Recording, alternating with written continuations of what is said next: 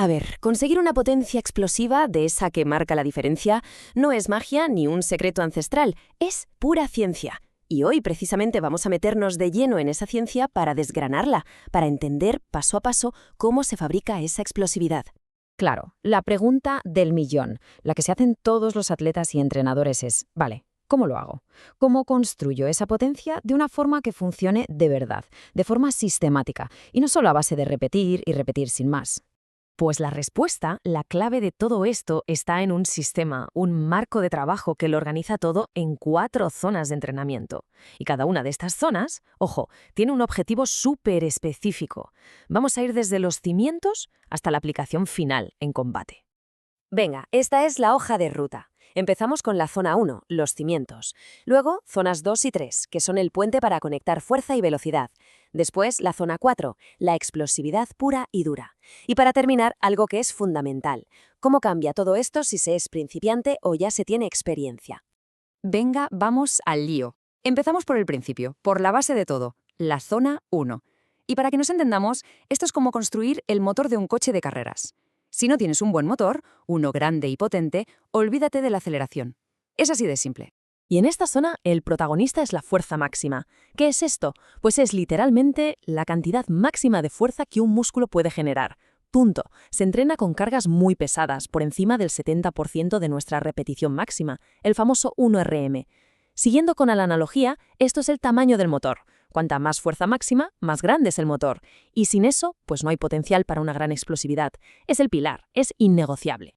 Pero ojo que aquí la cosa se pone interesante. Hay 2 maneras de hacer este motor más grande. Por un lado podemos mejorar el software. ¿Cómo? Entrenando con pesos altísimos, muy pocas repeticiones. Con esto le enseñamos al sistema nervioso a ser súper eficiente, a activar más fibras musculares a la vez. Se gana fuerza sin ganar casi músculo. Pero por otro lado está la mejora del hardware, que es fundamental para llegar a la élite, y eso es la hipertrofia, o sea, crear más músculo. Tener más material contráctil es lo que, a largo plazo, te va a dar un techo de potencial mucho más alto. Vale, y todavía en la zona 1 tenemos otro concepto clave, la fuerza explosiva. Aquí la cosa cambia un poco. Cogemos una carga súper pesada, más del 90% del 1RM, y la intentamos mover con la máxima velocidad posible. Y la palabra clave aquí es intención. Porque, a ver, la barra se va a mover lenta, es lógico, pesa muchísimo. Pero esa intención, ese impulso de querer moverla a toda velocidad, es lo que reprograma nuestro sistema nervioso para que sea explosivo desde el mismísimo arranque del movimiento. Y si esto suena un poco abstracto, mirad este dato, que es una auténtica locura. Un sistema nervioso entrenado así puede llegar a mandar 200 impulsos por segundo al músculo. Para que nos hagamos una idea, alguien sin entrenar apenas llega a 60 u 80. La diferencia en la velocidad a la que se puede generar fuerza es brutal. Es otro nivel. Muy bien, ya tenemos el motor, nuestra base de fuerza. Ahora vamos a ver cómo conectamos ese motor con las ruedas. Entramos en las zonas 2 y 3, el puente. Aquí es donde esa fuerza bruta que hemos construido empieza a convertirse en potencia de verdad, en velocidad útil. Estas 2 zonas giran en torno a lo que se conoce como el entrenamiento de potencia de toda la vida.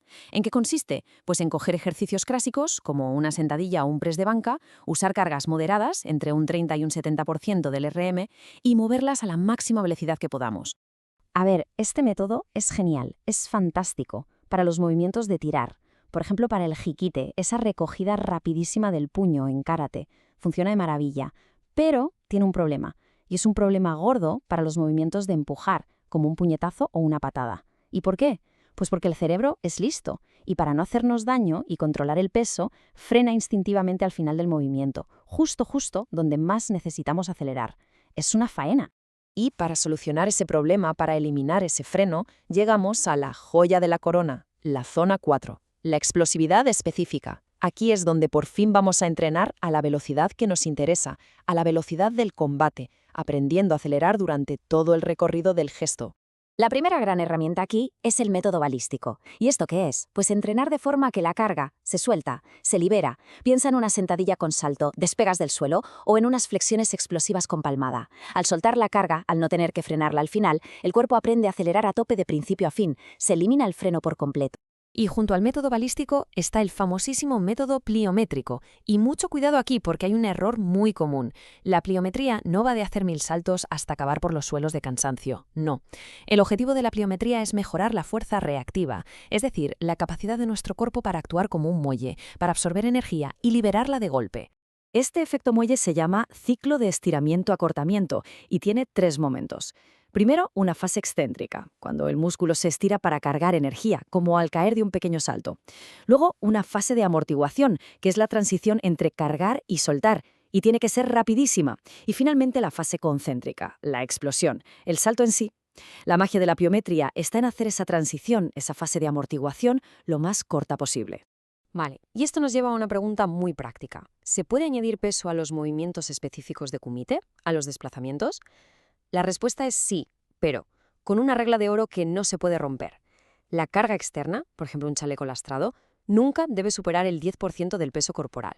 Si nos pasamos de ahí, la forma de moverse cambia, la técnica se deforma y lo que entrenamos ya no es la velocidad específica que buscamos.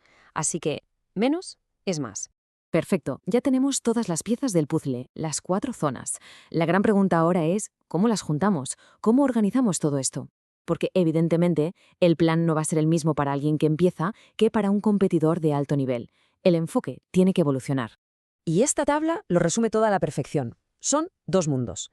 Para quien esté empezando, de 0 a 1 año de entrenamiento serio, la cosa es clara. El 70% del tiempo y del esfuerzo tiene que ir a la zona 1, a construir el motor, a ganar fuerza. En esta etapa, casi cualquier kilo que se gane en sentadillas se va a notar en la potencia, pero para un atleta con experiencia, la historia es justo la contraria. Su motor ya es grande. Ahora, el 70% del trabajo se va a las zonas 2, 3 y 4. ¿Por qué este cambio tan radical? Porque para ellos, ganar un poquito más de fuerza máxima ya no les hace más rápidos. Su objetivo ahora es otro, aprender a usar toda esa fuerza que ya tienen, pero a la máxima velocidad posible. Al final, la conclusión es esa. Un entrenamiento inteligente no es estático, evoluciona. Se empieza construyendo el motor más grande posible y luego se dedica todo el esfuerzo a afinarlo, a ponerlo a punto para que acelere como un demonio. Así que para terminar, queda lanzar una pregunta al aire para que cada cual reflexione. ¿El entrenamiento que se está haciendo ahora mismo sigue construyendo el motor o quizás ya es el momento de empezar a trabajar en la aceleración?